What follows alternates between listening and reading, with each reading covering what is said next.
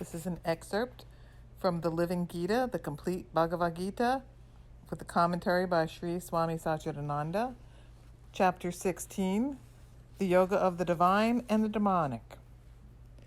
The 16th and 17th chapters are very important because they give so much practical advice to the spiritual seeker.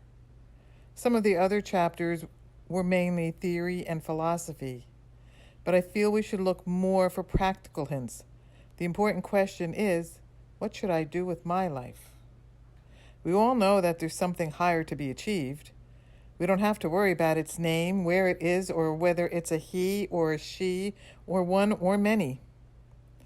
Mainly, it just creates problems trying to give names and forms to the nameless and formless one. God is something beyond name and form. But we have to perceive that infinite one in some name and form. There's nothing wrong in doing so. Unfortunately, many people want others to choose the same name and form they prefer. There's the problem. They say, I like this name and form, so everybody should like it. And if you don't like it, I don't like you. That's the reason I don't bother much with the name or form. I just say stick to one thing. Any name and any form is okay. All names are God's names. All forms are God's form. The real question is how to perceive or realize that. What should I do to get a glimpse of it? I want to experience it instead of simply playing with words. That's the important thing. Sadhana is the actual practice of yoga. Without sadhana, there's no accomplishment. In the 16th chapter, we see some of the divine qualities that every seeker should develop if he or she wants to reach that great accomplishment. 16 verse 1.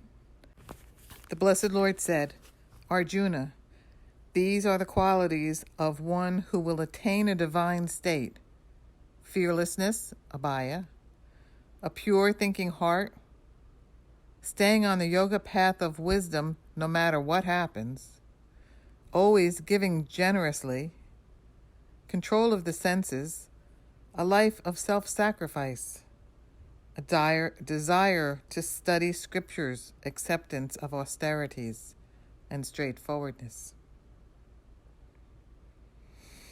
Commentary continues. At the very beginning, Lord Krishna gives a beautiful quality, fearlessness. A true spiritual seeker who is after the truth should know no fear. Fear is the result of lack of faith. If you have total faith in the supreme power, you won't be afraid of anything. 16 verse 2. Not causing pain to others, ahimsa. Truthfulness, satyam. Never angry, always peaceful, shanti. Renunciation of the fruits of your actions. Never speaking falsely or maliciously of others. Compassion for all beings. Not coveting what others have. Gentleness, modesty, never fickle. 16.3. Full of vigor, always forgiving, courageous in adversity, pure of body and mind, no hatred toward anyone, and never puffed up pride. These are the characteristics, Arjuna, of a man or woman destined for a divine life. Commentary continues. Even though the list is a long one, if you develop even one of these qualities to the fullest extent, automatically you see the other qualities coming. It's not that you have to practice one at a time. Let any one lead. The others will follow because they're all links in a chain. You can't be truthful without being nonviolent, without being pure, without being modest. And the basic characteristic to develop, which underlies all the rest, is selflessness or renunciation. When I say renunciation, please don't immediately misunderstand and think someone is a renunciate because he or she wears particular clothes or has a special name or lives in an ashram. These are not the true signs of renunciation. You can live in an ashram but still be very much attached to your own room, your own mat, your own pillow, your own altar. Real renunciation means freedom from selfishness. You renounce your selfishness. Once that is achieved, you won't be bothered by anything. Wherever you are, you're at home. Nothing will disturb you. A true renunciate won't be angry at anybody, won't hate anybody, won't be afraid of anything. It's the attachment that causes fear. Because of attachment, you want to possess things. Anxiety about trying to get something is in your mind. The doubt whether you will get it or not is there. People often say, I'm afraid I'm not going to get it. Sometimes you get something and then you're afraid of losing it. You have it, but now you think, how can I protect it? Suppose somebody takes it away from me. Even before you got it, you were afraid of losing it. And both fears are due to attachment. Renunciation doesn't mean that you negate everything, that you're indifferent and run away. No, it's just being neutral. Simply love everyone and everything and do everything without attachment.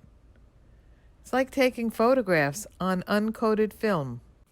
Imagine if instead of putting sensitive film in your camera, you put an ordinary micro sheet and start taking pictures. You won't get any impression. It's the sensitive coating on the micro sheet that keeps the impressions. Then when you develop it, the impressions get fixed. It's simply photography.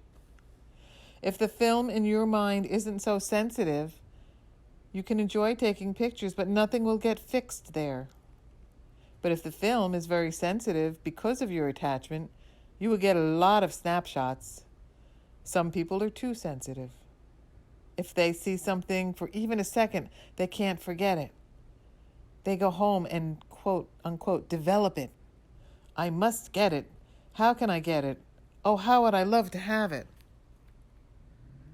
It's all a darkroom business.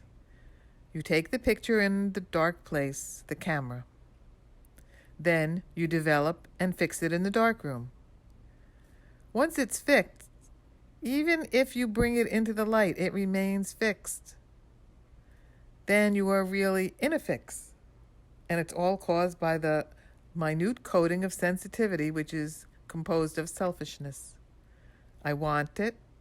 I must get it. I come first. It's ego sensitivity. When the ego is gone, all the divine qualities are automatically there in you. The ego is the root cause of all the troubles. But sometimes, when a tree has grown too big, you can't immediately uproot it. So you put up a ladder, climb up, and chop off the branches, one by one, to remove most of the tree. Then cut the side roots. Dig a big trench around it. Tie a rope to it. Ask somebody to pull from the other side. Then, finally cut the taproot, the ego. That's why Krishna says here that if you can't go immediately to the very root, then chop away little by little until you get to it.